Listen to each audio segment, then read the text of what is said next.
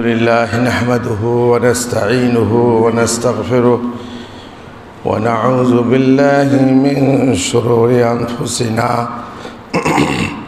ومن سيئات أعمالنا من يهده الله فلا مضل له ومن يضلل فلا هادي له وأشهد أن لا إله إلا الله وحده لا شريك له وأشهد أن محمدًا عبده ورسوله أما بعد فإن خير الحديث كتاب الله وخير الهدي هدي محمد صلى الله عليه وسلم وشر الأمور محدثاتها وكل محدثة بدعة وكل بدعة ضلالة وكل ضلالة في النار.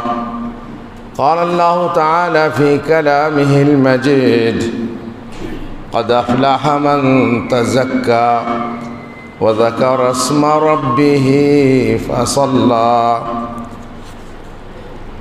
যাবতীয় প্রশংসা আল্লাহর জন্য,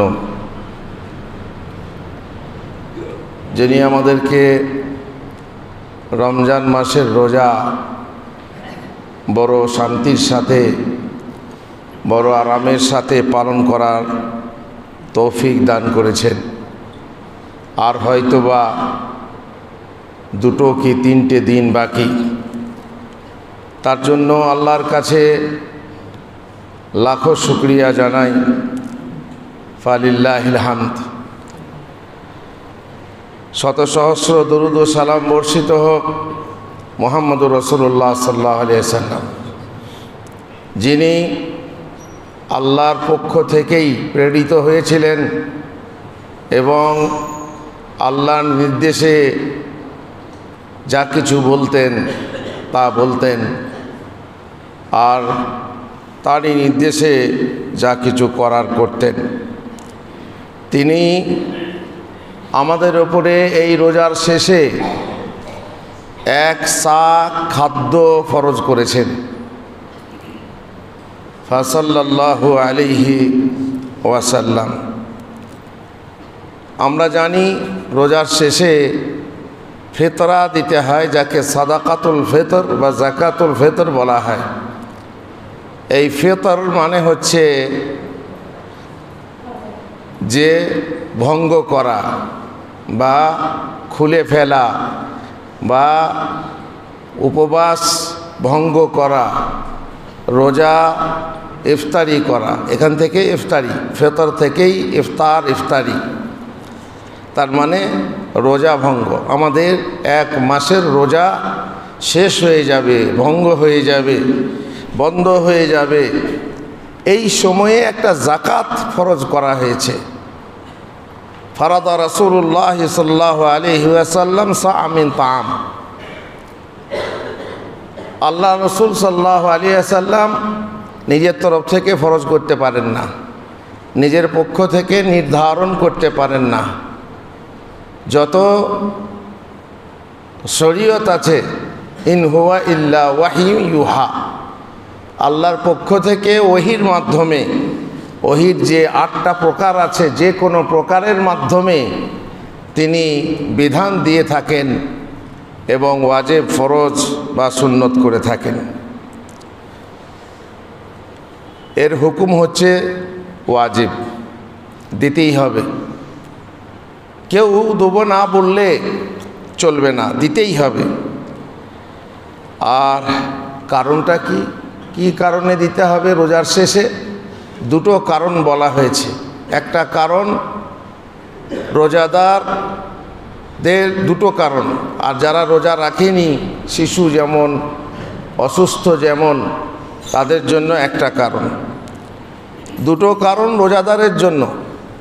প্রথম কারণ হলো যে রোজার যদি কোনো দোষ ত্রুটি হয়ে থাকে, আমরা সব সময়ই যে ইবাদত করি সেটা যে পরিপূর্ণরূপে করতে পারি তা নয়। এমনও হতে পারে যা কোনো ত্রুটি হয়ে গেছে, তাহলে এই ফিতরার মাধ্যমে সেই ত্রুটিটা সংশোধন করে নেওয়া হয়।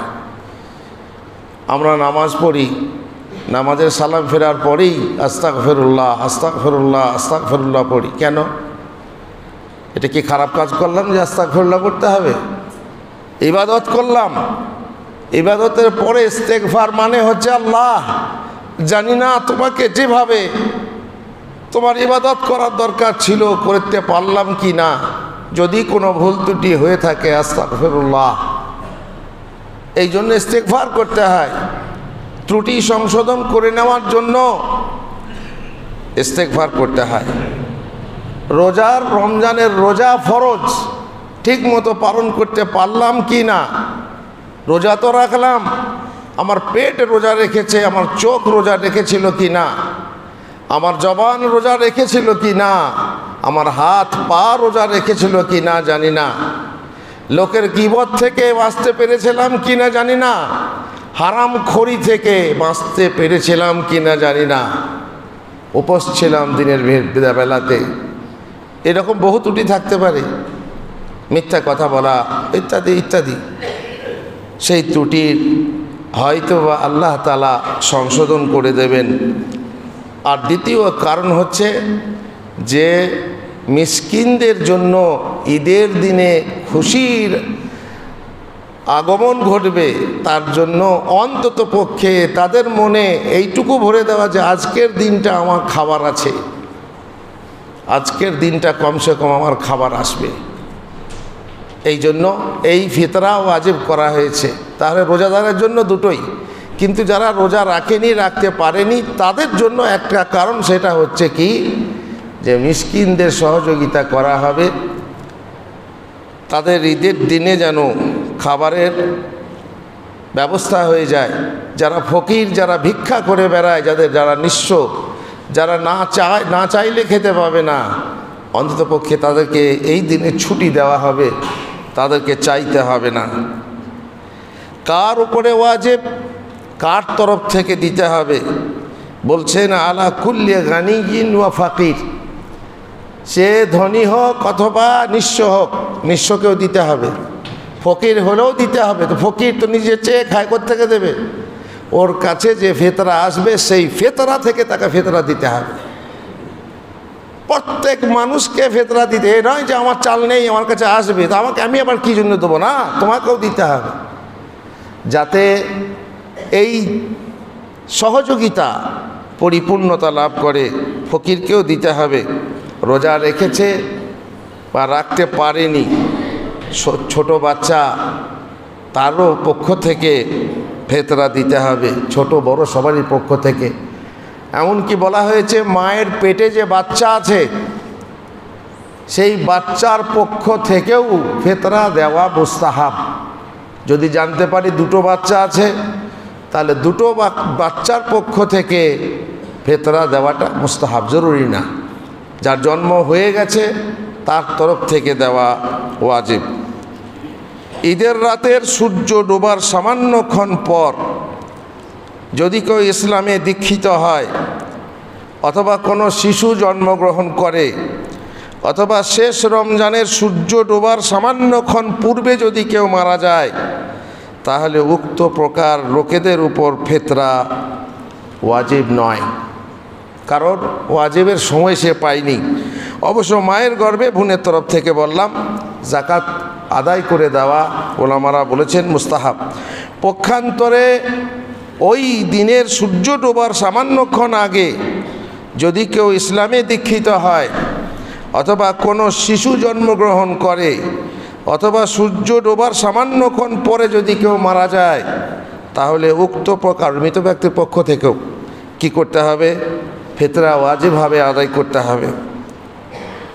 ফিতরা আদায় তো করব, আমার ঘরে ফিতরা, আমার তো চাল নেই, টাকাও নেই, তাহলে কি ঋণ করতে হবে? না।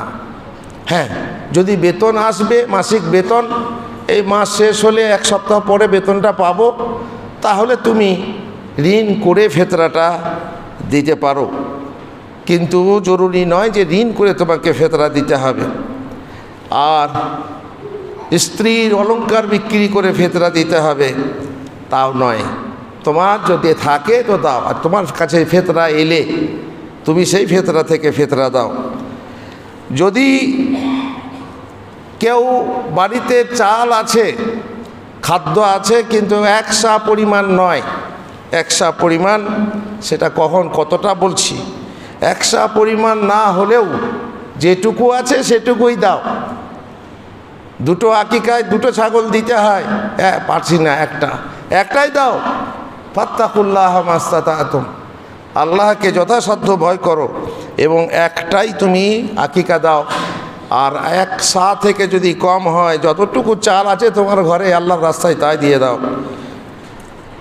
সা কাকে বলে? মোটামুটি 2.5 কেজি থেকে 3 কেজি, মতভেদ আছে।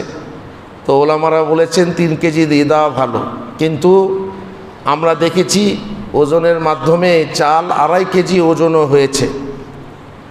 কারণ সায়ের বিভিন্ন তারতম্য আছে, সা ছোট বড়, কাঁচি পাকি বহু রকম আছে। সেই ক্ষেত্রে শস্য ভারী আছে, হালকা আছে, এই জন্য ওজনের 2.5 কেজি থেকে কমও বলা হয়েছে, 2.5 কেজি থেকে বেশিও বলা হয়েছে। 2.5 কেজি দিলেই ইনশাআল্লাহ যথেষ্ট হবে। কোন খাবার থেকে, কোন খাদ্য থেকে দিতে হবে? রাসূলুল্লাহ সাল্লাল্লাহু আলাইহি ওয়াসাল্লামের জামানায় খাদ্য ছিল খেজুর, পনির, জব ইত্যাদি, তারা সেখান থেকে খাদ্য দিতেন। আমরা সেই খাদ্য দিতে পারি না? হ্যাঁ পারেন, দেন 2.5 কেজি খেজুর কিনে, 2.5 কেজি খেজুর মিসকিনদেরকে দিলে মাস খাবে তো ঠিক নেই। তাহলে ঈদের দিনে কটা খেজুর খাবে? তো সেটা ভালো হবে কি না বলতে পারবো না। এই জন্যই ওলামারা বলেছেন প্রধান খাদ্য, যে খাদ্য প্রত্যেক দিন খাওয়া হয় 2-3 বার করে। আমরা বাঙালিরা 5 টাইম চাল খাই, 5 টাইম, 5টা সময়ে চাল খাই, 5 রক, 5 ভাবে, কখনো ভাত রূপে, কখনো মুড়ি রূপে খাই। অতএব আমাদের হচ্ছে প্রধান খাদ্য, বাঙালির খাদ্যই হচ্ছে চাল। সেই চাল দিতে হবে।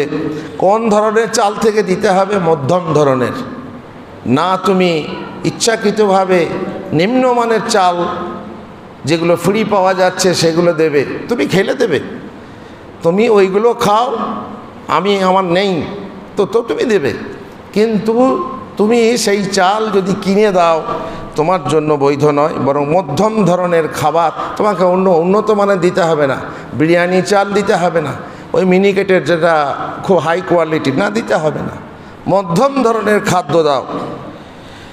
আর এর বিনিময়ে মূল্য যথেষ্ট নয়, মূল্য দেওয়া যথেষ্ট নয়, টাকা দেওয়া যথেষ্ট নয়, জায়েজ নয়। যেহেতু রাসূলুল্লাহ সাল্লাল্লাহু আলাইহি ওয়াসাল্লাম নির্ধারণ করেছেন খাদ্য, আর তার যুগে টাকা পয়সা দিনার দিরহাম ছিল, কিন্তু তিনি দিতে বলেননি, সাহাবারা দেননি, সুতরাং আমাদের দিলে যথেষ্ট হবে না। হ্যাঁ, আমার তো জমি নেই, আমাকে তো চাল কিনে খেতে হয়, তো চাল কিনে নেওয়া টাকা আমার কাছে আছে কিন্তু কিনতে যেতে পারছি না। কোনো মহিলা বলছে যে আমার কাছে টাকা আছে, চাল তো নেই দেওয়ার মতো, কি করা যায়? তুমি কাউকে দিয়ে দাও, তোমার কোনো আত্মীয়র মাধ্যমে সেই টাকা দিয়ে চাল আনিয়ে গরিবকে দাও। তবুও ফেতরাতে টাকা তুমি দিতে পারো চাল কিনে নেওয়ার জন্যে, চাল কিনে দেবে এমন দায়িত্ব আছে, দায়িত্বশীল গ্রামের মাতবর আছে, মোড়ল আছে, যারা নেতা আছে, তারা সেই টাকা নিয়ে চাল কিনে দেবে। তাহলে তার কাছ থেকে টাকা নিয়ে চাল কিনে দেওয়া যাবে। দিতে হবে কখন? দিতে হবে ঈদের নামাজের আগে। এটা হচ্ছে সব থেকে বেস্ট টাইম, ঈদের নামাজ পড়তে যাওয়ার আগে। সর্বনাশ, এত বড় গ্রাম, এত কেজি চাল কি করে বিলি করা হবে? তাহলে বলছি ঠিক আছে, 1 দিন আগে দাও, না হয় 2 দিন আগে দাও। মোটামুটি 28শে রমজান থেকে ফেতরা দেওয়া শুরু করতে হবে। 28শে রমজান থেকে ফেতরা দেওয়া শুরু করতে হবে, জমা নয়। জমা আগে থেকে করা যেতে পারে, কিন্তু দিতে হবে 28 তারিখ থেকে। 28 তারিখ থেকে বিলি করে ফকির মিসকিনদের কাছে পৌঁছে যেতে হবে। আর ঈদের নামাজের আগে বিলি শেষ হয়ে যেতে হবে, যেন তোমার মসজিদে তোমার সেই চালের জায়গাতে চাল পড়ে না থাকে, একদম ক্লিয়ার। দূর থেকে অনেক মেহমান, অনেক লোক আছে, অনেক মিসকিন আছে, তারা দূর থেকে নেবে। দেখুন, যেখানকার চাল সেখানেই বিলি হবে। আমার গ্রামে চাল উঠেছে, আমার গ্রামের মিসকিনরা পাবে। অমুক গ্রামে, আশেপাশে গ্রামে, প্রতিবেশী গ্রামে চাল উঠেছে, তারা সেখানে পাবে। আমার গ্রামের চাল আমার গ্রাম, বললে আমার একটা আত্মীয় আছে গরিব মানুষ, পাঠাবো। তাহলে আত্মীয়কে বলো ঈদের আগে নিয়ে যাবে। আর মাদ্রাসা, সেখানে মিসকিন ছাত্ররা আছে, মাদ্রাসাকে বলো ঈদের আগে নিয়ে যাবে। যদি নিতে না পারে তাহলে বলো যে কমসে কম এই গ্রামের কোনো প্রতিনিধি পাঠিয়ে দাও, সে তার বাড়িতে নিয়ে গিয়ে রাখুক। যে মাদ্রাসার যে প্রতিনিধি আছে, পরিচিত আছে, ফোন করে বলে দেবে আমার চালটা নিয়ে এসো, রাখো, আমি ঈদের পরে নিয়ে আসবো, সমস্যা নেই। মিসকিনের প্রতিনিধির হাতে পৌঁছে গেলে সমস্যা নেই, চলবে। কিন্তু কেউ নিয়ে গেল না, চাল মসজিদেই পড়ে থাকলো মাসের পর মাস, এই ফিতরাটা আদায় হবে না, জাকাত রূপে আদায় হবে না, সাদকা রূপে আদায় হবে। ব্যাস, এবার যদি ঈদের পরে কেউ ইচ্ছাকৃতভাবে পিছিয়ে দেয়, তার ফিতরা হবে না, যেমনটি বললাম। আর আল্লাহ তাআলা আমাদেরকে তৌফিক দেন যেন আমরা সঠিকভাবে এই ইবাদতের পরিপূরক একটা ইবাদতকে পালন করতে পারি। আল্লাহুম্মা আমিন। ওয়া সাল্লাল্লাহু আলা নবিয়িনা মুহাম্মদ ওয়া আলা আলিহি ওয়া সাহবিহি আজমাইন।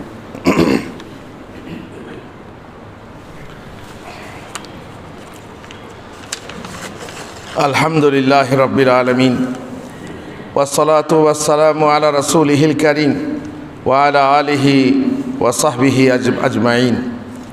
ইবনে আব্বাসের হাদিসে বর্ণিত, মহানবী সাল্লাল্লাহু আলাইহি সাল্লাম বলেন, যে ব্যক্তি তার নামাজের পূর্বে আদায় দেয় তার জাকাত কবুল হয়, আর যে তার নামাজের পরে আদায় দেয় তার সে জাকাত সাধারণ বলে গণ্য হয়।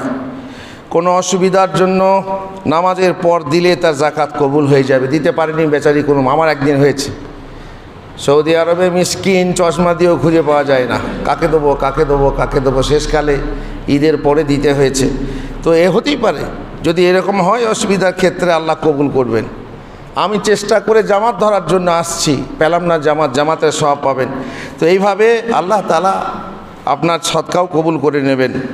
যদি কেউ ঈদের সকালে এমন জায়গায় থাকে যেখানে জাকাত নেওয়ার মতো কোনো লোক নেই, অথবা সকালে হঠাৎ করে ঈদের খবর এলো, হঠাৎ করে বললো যে চাঁদ দেখা গেছে অমুক জায়গায়, সারা রাতে খবর পাওয়া যায়নি, আজকালকার ব্যাপার আলাদা। কিন্তু তখন ছিল, আমরা দেখেছি সকালবেলাতে খবর হয়েছে যে চাঁদ দেখা গেছে, দুপুরবেলাতে খবর হয়েছে, তখন তার ঈদ পড়া যাবে না, পরের দিন ঈদ পড়তে হয়েছে। তো এইভাবে যদি কেউ দেয় তাহলে ঈদের পরে দিলে গুনাহ হবে না, ইনশাআল্লাহ কবুল হয়ে যাবে। ওয়াজিব হলো যথাসময় ঈদের নামাজের পূর্বে গরিব মিসকিনদের হাতে অথবা তাদের কোনো প্রতিনিধির হাতে পৌঁছে যাওয়া। যাকে দেওয়ার ইচ্ছা ছিল তাকে বা তার প্রতিনিধিকে সেই সময় না পাওয়া গেলে অন্য হকদারকে দান করে দেন, তবুও জমা করে রাখবেন না। পক্ষান্তরে ইবনে ওমর কর্তৃক যে হাদিস বর্ণিত আছে যে ঈদের নামাজের জন্য বের হয়ে যাওয়ার পূর্বে আমাদেরকে ফিতরার জাকাত বের করে দেওয়ার আদেশ দেওয়া হতো, অতঃপর নামাজ থেকে ফেরার পর আল্লাহ রসুল সাল্লাল্লাহু আলাইহি ওয়াসাল্লাম তা মিসকিনদের মাঝে বন্টন করতেন, এরকম একটা হাদিস পাওয়া যায়। আর তারই ভিত্তিতে আজ সারা পশ্চিম বাংলাতে বহু গ্রামে ফিতরার চাল বিলি হয় ঈদের নামাজের পরে। এটা ঠিক না, যেহেতু হাদিস ঠিক না, হাদিসে তাহকিক না করে এই হাদিসের উপরে ফতোয়া। তো সহিহ হাদিস আগে বলা হলো, যে ব্যক্তি নামাজের পূর্বে আদায় দেবে তার জাকাত কবুল হবে, আর নামাজের পরে যে দেবে তার সাধারণ দান হয়ে যাবে। সহিহ হাদিস থাকতে জয়ীফ হাদিসের উপরে আমল আমরা অন্ততপক্ষে করি না যারা আহলে হাদিস। এবারে জাকাতের হকদারকে কাকে দিতে হবে সেই সম্পর্কে দুটো ভারী কথা, এটা মানা খুবই কঠিন, আমিও জানি। কিন্তু আমাদের পরিবেশের যে অবস্থা, যদি খুঁজতে যাওয়া হয় যে হকদার কে, বাছাই করে দেখা যাবে গুটি কতক, কোটির মধ্যে গুটি। সঠিক ফিতরা যে হকদার তাকে খুঁজে পাওয়া মুশকিল। ফিতরা জাকাতের হকদার হলো গরিব মানুষরা। গরিব মানুষ কারা? মুসলিম।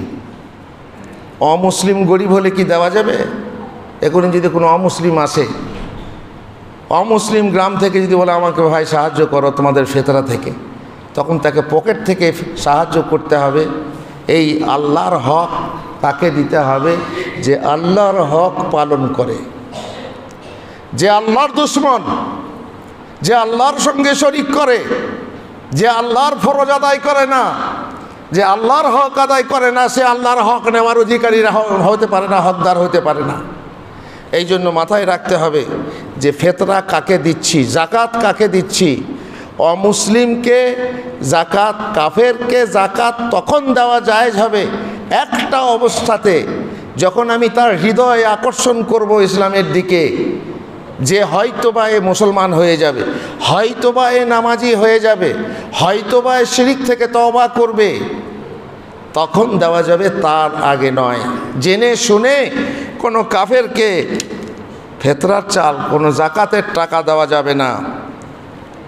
কোন কোন মানুষকে দেওয়া যাবে না সে ব্যাপারে ওলামারা বলেছেন, যে ব্যক্তি বলে, দাবি করে যে আমি নবীর বংশধর, তার জন্য জাকাত খাওয়া হারাম।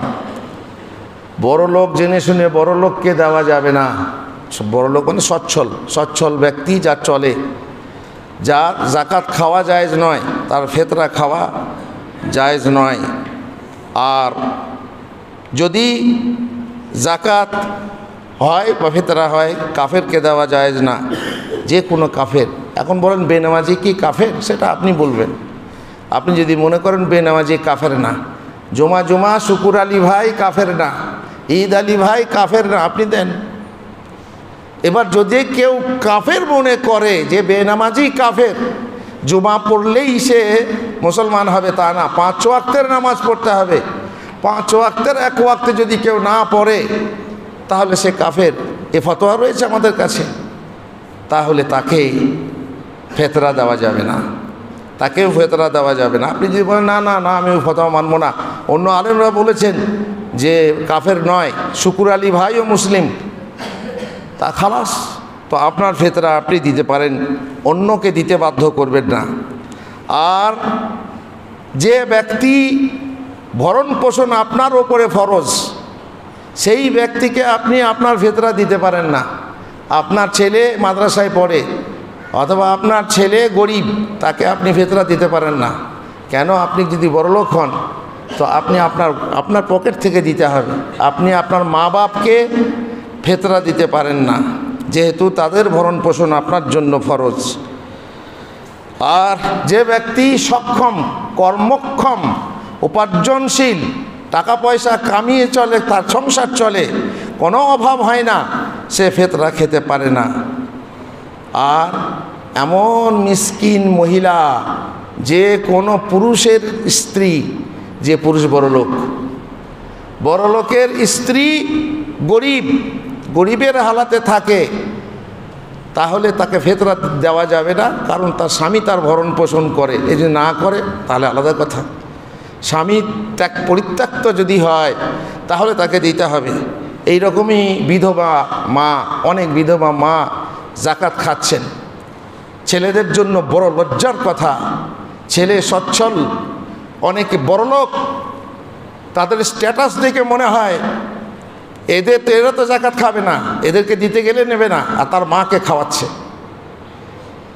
মানে সমাজের পক্ষ থেকে, সমাজের ধনীদের কাছ থেকে জাকাত খাচ্ছে, সে জানছে তবুও সে চুপ আছে।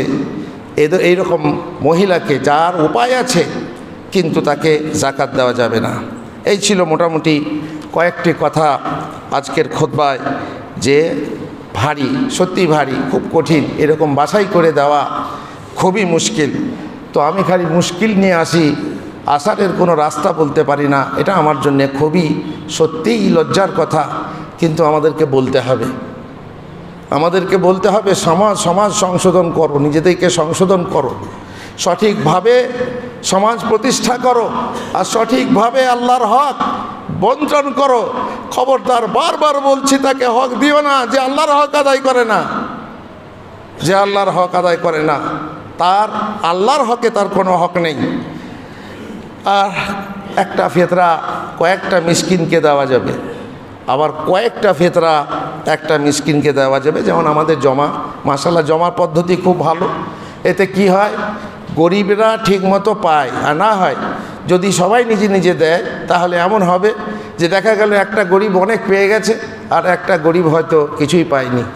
আর বিশেষ করে ওই যে ভালো মন্দ বাঁচতে গিয়ে দেখা যাবে যে এমনও গরিব যে হকদার, আমি হকদারের কথা বলছি, বেহক যদি না হকদার হয় সে পায়নি আমার কিছু বয়ে যাবে না। হকদার যদি হয়ে না পায়, কম বেশি হয়ে যায়, এই জন্য বিলি বন্টন পদ্ধতি যেমন আমাদের লিস্টে তৈরি করা আছে, দেখে শুনে আমাদের উচিত যদি তারা বেনামাজি হয় তাদেরকে গিয়ে বোঝানো যে দেখো তোমরা প্রত্যেক বছর ফিতরা খাও, এতে বলতে লজ্জা নেই, খাই যখন তখন বলতে লজ্জা নেই, কিন্তু তুমি নামাজ পড়ো না, নামাজটা পড়ো তাহলে আগামী বছর পাবে। এইভাবে তাকে নামাজি বানাও, নামাজি বানিয়ে তাকে ফিতরা দাও, তাহলে তাতে সমস্যা হবে না। আল্লাহ আমাদেরকে হেদায়েত করুন, আল্লাহ আমাদেরকে পানাহ দিন, আল্লাহ তাআলা আমাদেরকে তৌফিক দেন যেন আমাদের যাকাত কবুল করেন এবং যাকাতকে তার হকদারের হাতে পৌঁছে দিতে পারি, যাতে যারা তার হক পালন করে। আল্লাহুম্মা আমিন। আল্লাহুম্মা সাল্লি আলা মুহাম্মদ ওয়া আলা আলি মুহাম্মদ কামা সাল্লাইতা আলা ইব্রাহিম ওয়া আলা আলি ইব্রাহিম ইন্নাকা হামিদুম মাজিদ। আল্লাহুম্মা বারিক আলা মুহাম্মদ ওয়া আলা আলি মুহাম্মদ কামা বারাকতা আলা ইব্রাহিম ওয়া আলা আলি ইব্রাহিম ইন্নাকা হামিদুম মাজিদ। আল্লাহুম্মা রব্বানা আতিনা ফিদ দুনিয়া হাসানা ওয়া ফিল আখিরাতি হাসানা ওয়া কিনা আযাবান নার। হে আল্লাহ, তুমি মুসলমানদেরকে সাহায্য করো। হে আল্লাহ, মুসলমানরা যেখানে অবহেলিত, যেখানে অত্যাচারিত, যেখানে খুন হয়ে যাচ্ছে, যেখানে অকারণে তাদের ধন মাল এবং রক্ত হালাল করা হচ্ছে, আল্লাহ তুমি তাদেরকে সাহায্য করো। আল্লাহ, ফিলিস্তিনের মুসলমানদেরকে তুমি সাহায্য করো। হে আল্লাহ, সারা বিশ্বে যেখানেই মুসলমানরা অত্যাচারিত হচ্ছে তাদেরকে তুমি সাহায্য করো। হে আল্লাহ, তুমি আমাদেরকে সাহায্য করো যেন আমরা নামাজি হই, যেন আমরা তোমার হক আদায়কারী হই।